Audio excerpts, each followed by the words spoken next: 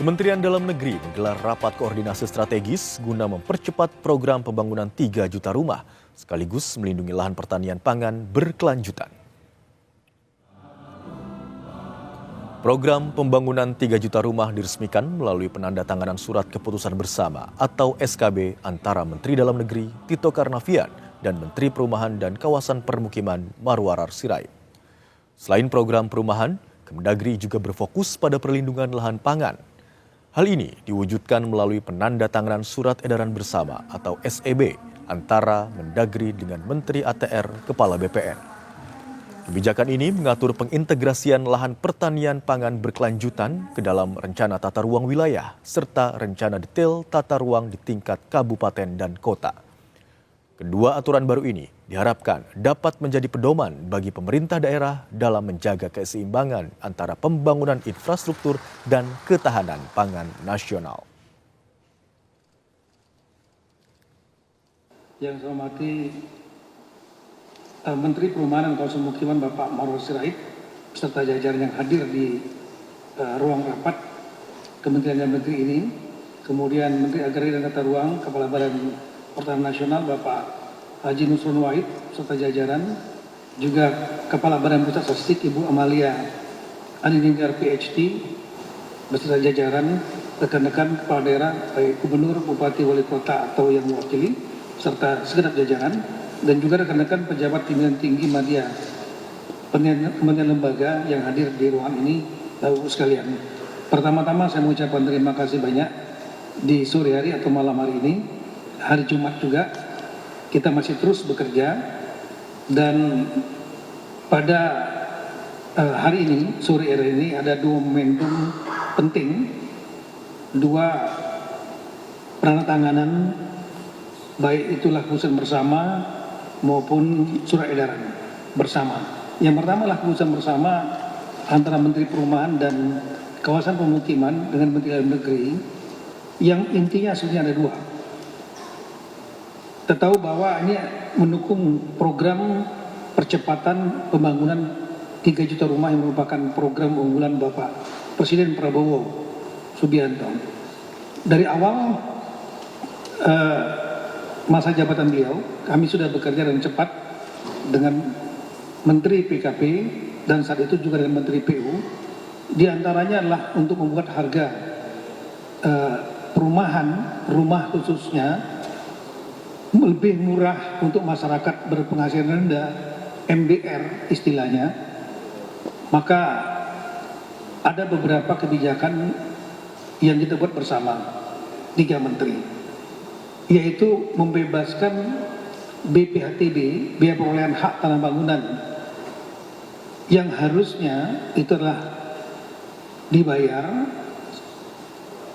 5% dari NJUP, nilai jual objek pajak, khusus untuk MBR masyarakat berpenghasilan rendah itu dibuatkan 0. Dan kemudian yang kedua adalah PBG, persetujuan bangunan gedung, yang sebelumnya juga dilakukan pembayaran, itu khusus untuk MBR itu dinolkan dan dipercepat prosesnya.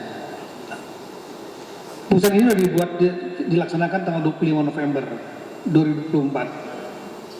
Tujuannya sekali lagi untuk mempermudah rakyat untuk mendapatkan membangun rumah, ataupun juga bagi para pengembang membangunkan rumah bagi masyarakat berpenghasilan rendah dengan harga yang lebih murah.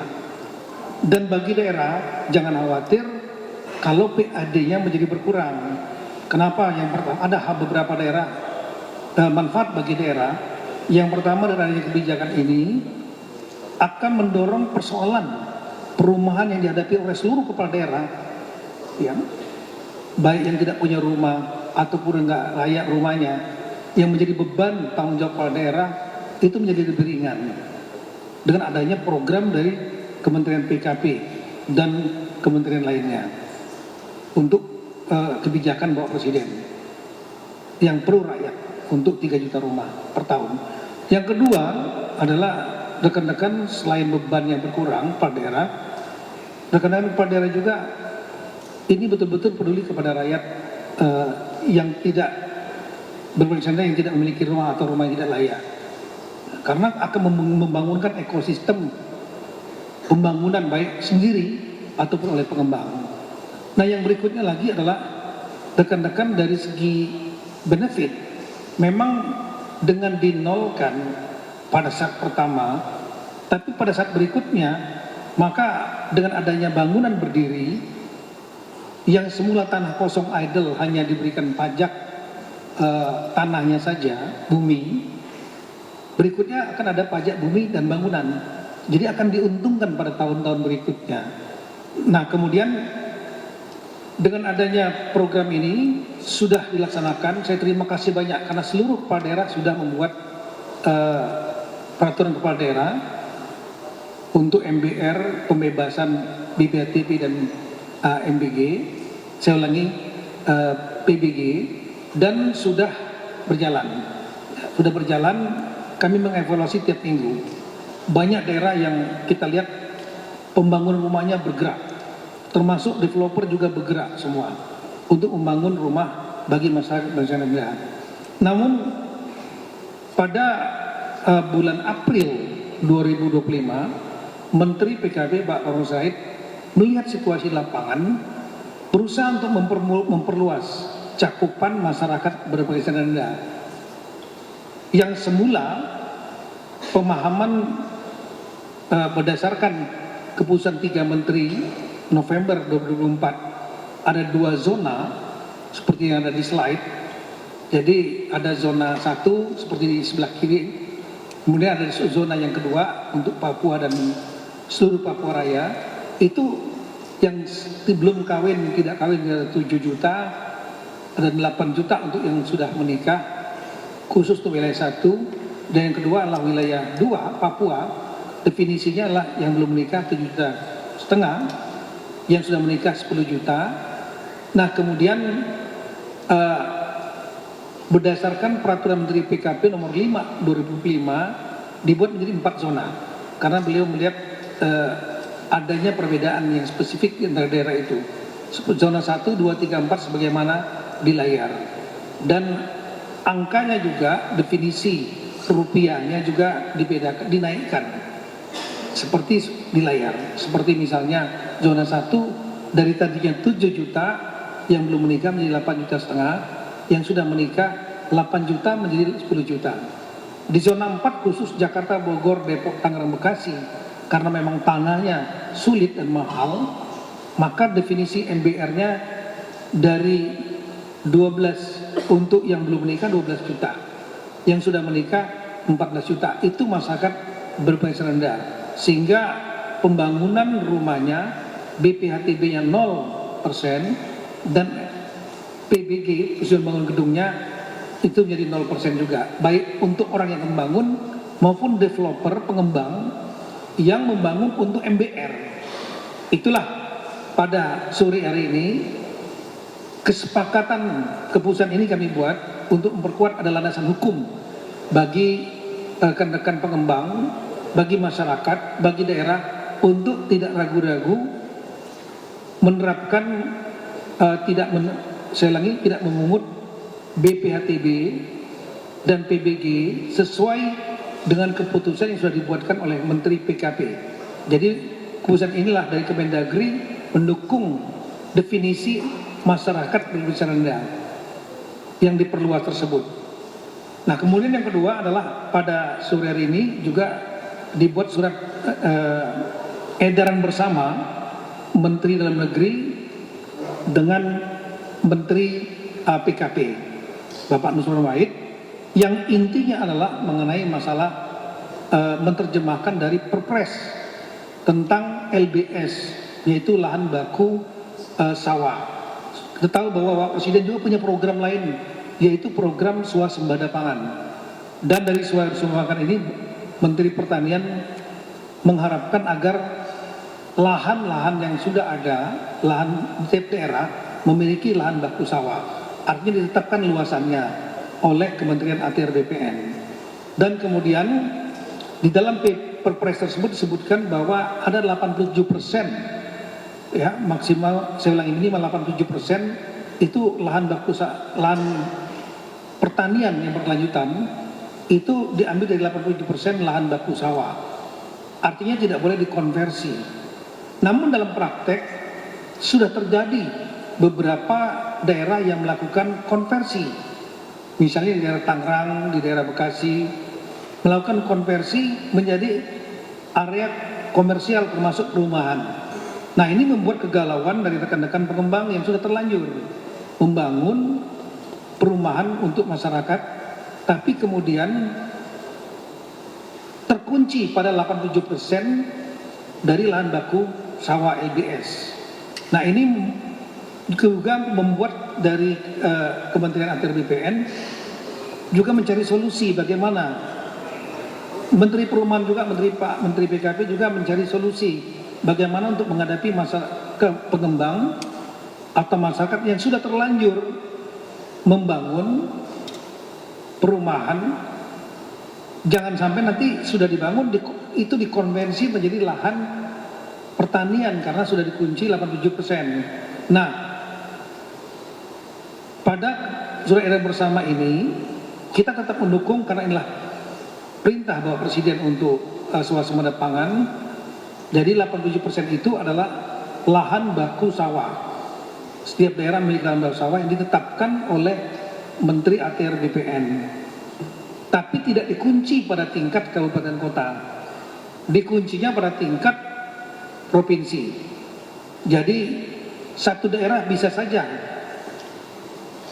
lahan pertanian berkelanjutannya 87% dari lahan baku sawah, mungkin 70% atau 75% sudah terlanjur dibangun perumahan di situ, maka tidak dikunci pada tingkat kabupaten kota, tapi 87%-nya dihitung dari lahan baku sawah di tingkat provinsi.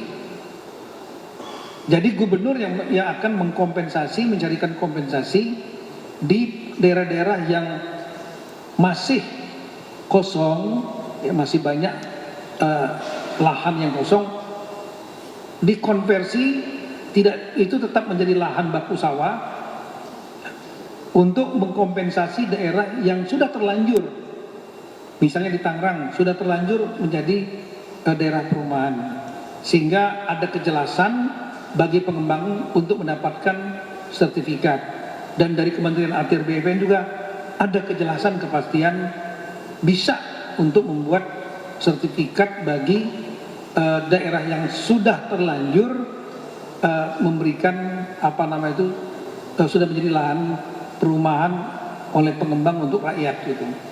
Nah, ini keputusan bersama ini memberikan kepastian dan juga landasan dalam rangka untuk sertifikasi tadi, tanpa menafikan program swasembada pangan, yaitu lahan pertanian berkelanjutan 87% dari LBS atau lahan baku sawah di tingkat provinsi.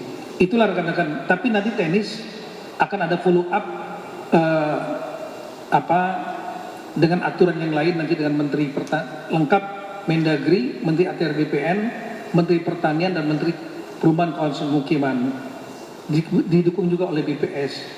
Tujuan kita dua program utama pro rakyat ini, yaitu swasembada pangan pertanian tetap berjalan, dan kemudian program perumahan bagi masyarakat yang berpenghasilan rendah, program untuk rakyat yang tidak punya rumah maupun yang rumahnya tidak layak huni, dua-duanya berjalan. Ini kebijakan Presiden yang harus kita dukung. Dan ini semua kami bisa berkumpul di sini. Terima kasih kepada Bapak Sekretaris Kabinet Bapak Teddy Indrawijaya yang sudah mengkoordinasikan di kami semua sehingga kami bisa duduk bersama di tempat ini dan membuat surat edaran bersama dengan Menteri PKP, saya ulangi dengan Menteri ATR BPN, sehingga masalah pertanian juga jalan, swasembada pangan, perumahan juga bisa diselesaikan. Termasuk juga tadi bisa bersama dengan Menteri PKP memberikan juga kejelasan adanya cakupan yang lebih luas sehingga masyarakat berpenghasilan rendah ini akan dapat dibantu dengan kebijakan oleh Bapak Menteri PKP. Sekali lagi terima kasih banyak atas kebesaran hati dari rekan-rekan Menteri PKP terutama yang menginisiasi, dan kemudian juga Bapak Menteri ATR BPN dan jajarannya nanti pasti akan disosialisasikan. Terima kasih kepada Ibu Kepala BPS. Kita mendukung program Presiden dua yang utama ini, swasembada pangan pertanian dan juga perumahan, dan terima kasih sekali lagi kepada Bapak Sekretaris Kabinet yang mengkoordinasikan kita semua. Assalamualaikum warahmatullahi wabarakatuh. Yang selalu mendukung dan paling banyak acaranya sama Menteri Perumahan. Yang saya hormati Bapak Nusron Wahid, Menteri ATR BPN, beserta jajaran Sekjen, Dirjen, Direktur yang selama ini juga sangat membantu ya, melakukan terobosan-terobosan, kejelasan, contoh soal tanah di Tanah Abang ya, saya sangat terbantu sekali. Saya sudah laporkan kepada Bapak Presiden dengan menggunakan juga argumentasi dasar-dasar yang disampaikan oleh Menteri ATR dan jajaran, sehingga kita bisa menjelaskan dan bagaimana tanah-tanah milik negara itu bisa benar-benar digunakan untuk kepentingan negara, kepentingan rakyat, terutamanya rakyat kecil. Dan dengan begitu kami juga bisa segera menindaklanjuti dengan membangun di beberapa lokasi di Bandung, di Jakarta, dan beberapa tempat lainnya. Yang saya hormati juga Ibu Kepala BPS ya, beserta jajaran yang selama ini selalu sangat mensupport aturan-aturan kami, kemudian juga bagaimana supaya tepat sasaran, itu benar-benar data dari BPS sesuai arahan Bapak Presiden, yang digunakan adalah data dari BPS, dan benar-benar kami sangat terbantu sehingga benar-benar distribusi seperti program kami yang paling andalan adalah BSPS atau sering disebut sebagai bedah rumah, itu sangat terbantu dengan data dan juga regulasi yang dari research ya, data berdasarkan dari research, dari penelitian atau survei, apalagi akan ada survei nasional Ibu ya, atau apa namanya sensus ya, sensus nasional. Saya doakan itu akan berjalan dengan baik. Kami juga sudah minta tolong menitipkan beberapa pertanyaan, diantaranya juga dari Pak Ketua Satgas, Pak Asim, seperti berapa sih rakyat yang membutuhkan rumah atau yang belum punya rumah, berapa sih yang sudah punya rumah tetapi tidak layak huni, by name by address. Saya yakin dengan data nanti tidak ada lagi bantuan-bantuan dari negara yang tidak tepat sasaran. Ya, jangan sampai nanti yang kaya, yang sudah ekonominya baik dapat, tetapi yang justru yang membutuhkan, yang masih masyarakat berpenghasilan rendah tidak. Jadi saya sangat merasa terbantu. Bapak Ibu sekalian, saya berterima kasih sekali atas saran Presiden, kita semuanya kompak. Ya, bagaimana hari ini Mendagri menjadi tuan rumah fasilitasi, tentu bukan baru sekali, ya, juga mensupport aturan surat edaran dengan Pak Nusron, kemudian juga bersama dengan kami, dengan Pak Ibu Kepala BPS dan juga Pak Nusron hadir pada hari ini dengan jajaran dan BPS yang sangat mendukung sektor perumahan. Terus terang saya merasa didukung. Ya, hari ini acara fokus mendukung kepada Kementerian Perumahan. Tepuk tangan buat semuanya yang sudah mendukung. Ya. Ya. Dan saya juga harus berterima kasih dari hati yang paling dalam. Ya, bahwa koordinasi, komunikasi yang terbuka, yang efektif. Sini juga hadir teman-teman pengembang ya, ada ketua umum asosiasi hadir, mudah-mudahan cukup lengkap. Mudah-mudahan ini bisa menjawab permasalahan-permasalahan yang ada. Memang perlu komunikasi, koordinasi dan sebagainya, dan supaya bisa berjalan dengan baik. Barusan saya mohon maaf terlambat karena saya juga diundang rapat dengan Ketua Danantara Pak Rosan, Pak Doni, dan juga dengan Pak James, supaya segera bisa pembangunan di Mekarta bisa berjalan dengan baik.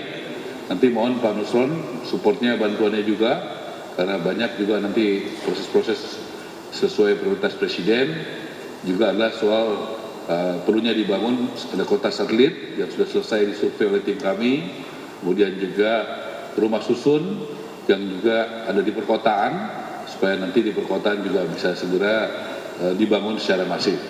Jadi saya tolong jajaran kami, Pak Sekjen, Dirjen, staf-staf eselon 1 untuk koordinasi dengan timnya Pak Nusron dengan baik, karena nanti banyak, tadi Pak Nusron sudah akan mengundang, nanti Pak Nusron saja yang mengumumkan ya untuk minggu depan. Satu lagi sumbangan support yang luar biasa dari Kementerian ATR, PPN kepada perumahan. Ya, mudah-mudahan minggu depan kita bisa menghadiri ya acara bersama Pak Nusron, juga nanti bersama-sama dengan Kementerian Dalam Negeri, BPS, supaya makin baiklah rakyat kita ini mendapatkan perhatian-perhatian dari negara hadir dengan segala macam kebaikannya, termasuk yang akan dibuat oleh Pak Nusron minggu depan. Saya rasa itu, terima kasih sekali lagi dukungannya Pak Mendagri, Pak Nusron, juga Ibu Winnie, dan saya juga ucapkan terima kasih kepada Bapak Presiden Prabowo, dan betul tadi dikoordinasikan dengan sangat baik oleh Bapak Setkap, Dato' Teddy, koordinasi sampai detail dan berkali-kali supaya semuanya tepat sasaran. Sekali lagi terima kasih untuk semuanya. Wassalamualaikum warahmatullahi wabarakatuh. Warahmatullahi wabarakatuh. Yang kami hormati Bapak Menteri Dalam Negeri, Bapak Jenderal Polisi Tito Karnavian, Bapak Menteri PKP, Bapak Muhammad Sirait, Ibu Kepala BPS, Bapak-bapak semua yang kami hormati. Surat edaran yang kami tanda tangani hari ini bersama Pak Mendagri, ini solusi yang sifatnya sementara. Karena solusi yang permanen tetap haruslah berupa revisi RT/RW atau rencana tata ruang dan wilayah. Karena itu Bapak-bapak sekalian, kalau kita menunggu revisi RT/RW berdasarkan dengan PP nomor 21 tahun 2021, baru bisa direvisi selama nunggu siklus 5 tahunan, maka program ini menjadi stuck perumahan. Supaya tidak stuck, kita keluarkan surat edaran ini yang intinya memberikan kesempatan kepada bupati dan kepala daerah untuk menetapkan LP2B sementaranya untuk dianggap menjadi bagian yang tidak terpisahkan dari RT/RW. Nanti sebentar lagi insya Allah PP 21 nomor 21 tahun 2021 tentang tata ruang sekarang ini sudah di meja Bapak Presiden.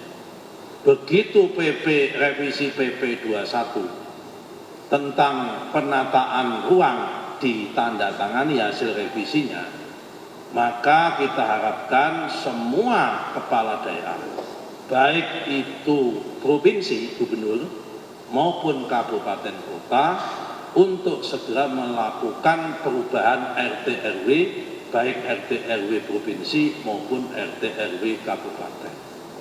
Kenapa demikian? Karena di dalam revisi PP 21 tahun 2021, itu akan dibuka. RT/RW boleh diubah secara parsial dan di tengah waktu sebelum 5 tahun. Meskipun tidak holistik, hanya parsial untuk dibuka. Jadi misal karena terhambat masalah ada putusan tentang LP2B yang harus 87%, maka itu bisa dilakukan perubahan demi untuk mengakomodasi kepentingan perumahan maupun sektor-sektor yang lain seperti sektor industri maupun sektor pariwisata maupun sektor-sektor yang lain. Ini yang pertama. Yang kedua, saya terima kasih sekali Bapak Menteri PKP sudah membuat Permen nomor 5 di mana kami mendapatkan mandat dari Bapak Presiden untuk tahun ini dan tahun depan juga melakukan sertifikasi gratis buat MBR, masyarakat rumah untuk masyarakat berpenghasilan rendah. Sehingga nanti dengan ajuan Permen nomor 5 akan kita buat ajuan, ternyata sudah ketemu rumusannya penghasilan berapa tadi yang akan menjadi CPCL, calon penerima daripada sertifikat yang gratis tersebut. Hanya sekali lagi saya minta tolong kepada teman-teman di Menteri PKP sama ATR BPN, ketentuan calon penerimanya mohon dirigidkan. Karena ini menyangkut keuangan negara, saya tidak ingin terjadi manipulasi maupun dispute tentang penerima yang harusnya dia tidak penghasilan seperti itu, tetapi mengaku-ngaku penghasilan yang di bawah, sehingga suatu hari petugas ATR BPN yang mensertifikatkan bisa diucek-ucek sama APH. Apa ucek-ucek bahasa Indonesia ini?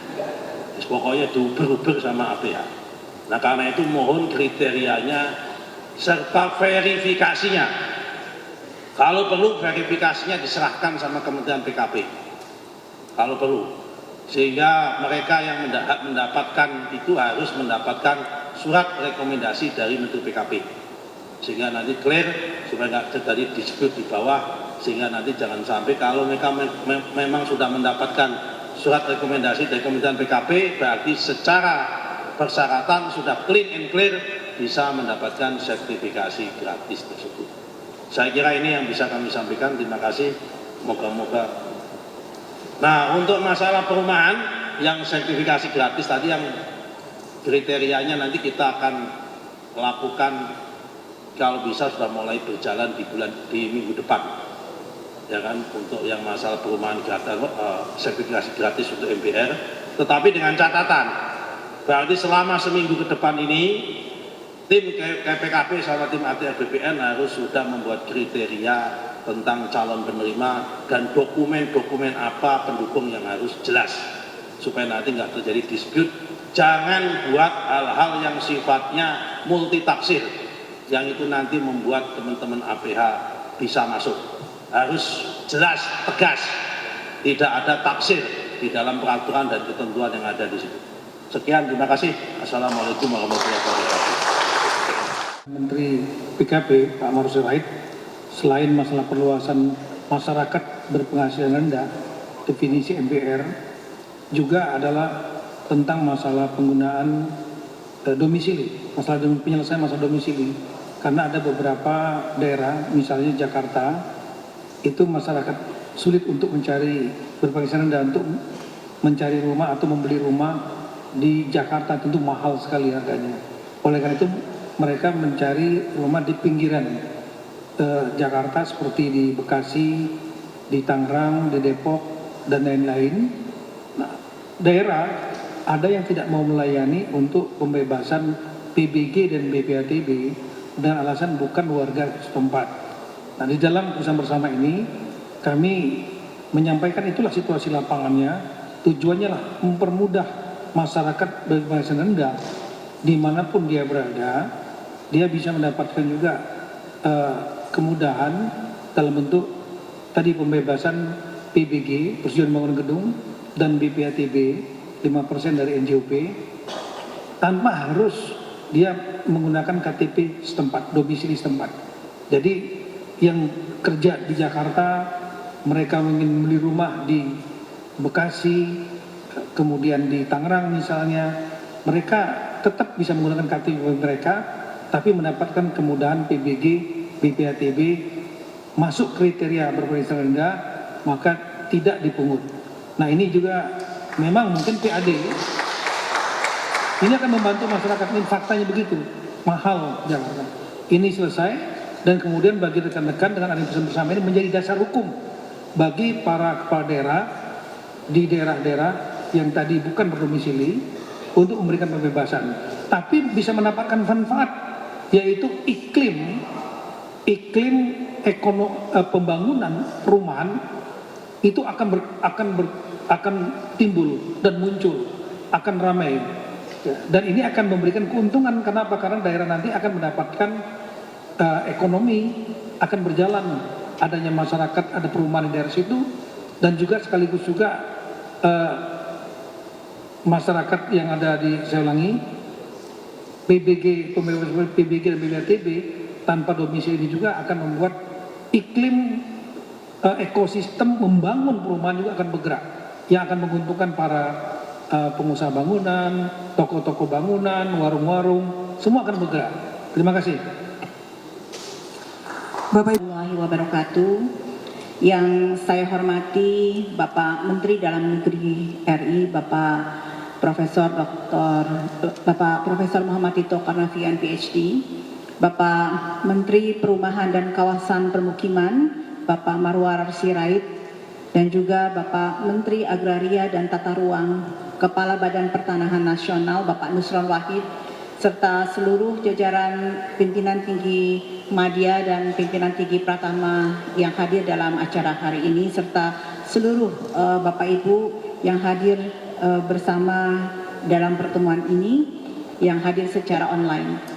Bapak Ibu yang saya hormati, BPS tentunya ingin menyampaikan apresiasi yang mendalam atas kolaborasi yang luar biasa antara Bapak Menteri Dalam Negeri, Bapak Menteri Perumahan dan Kawasan Pemukiman, dan juga Bapak Menteri ATR yang sangat luar biasa dalam rangka menjalankan program strategis Bapak Presiden, yaitu program 3 juta rumah, yang kemudian tadi kita saksikan penandatanganan bersama surat keputusan bersama Bapak Mendagri dengan Menteri PKP, dan juga surat edaran bersama Menteri Dalam Negeri dengan Menteri ATR.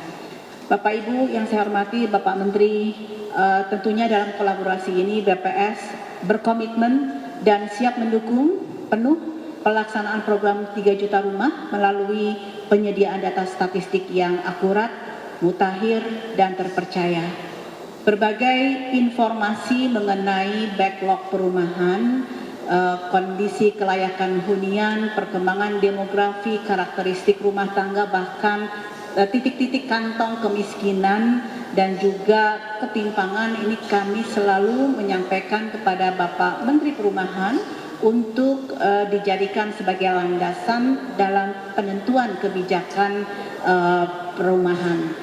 Bapak Ibu yang saya hormati, sebagai contoh tentunya data backlog perumahan yang selalu dimanfaatkan oleh Bapak Menteri PKP adalah jumlah kepemilikan rumah atau yang kita sebut dengan backlog 1, di mana tahun 2025 berdasarkan survei sosial dan ekonomi nasional di Indonesia saat ini terdapat 9,64 juta rumah tangga yang belum memiliki rumah sendiri pada tahun 2025. Kemudian untuk backlog 2 ini juga yang selalu digunakan oleh Bapak Mendagri dan juga Bapak Menteri Perumahan mengenai backlog 2 adalah kelayak hunian.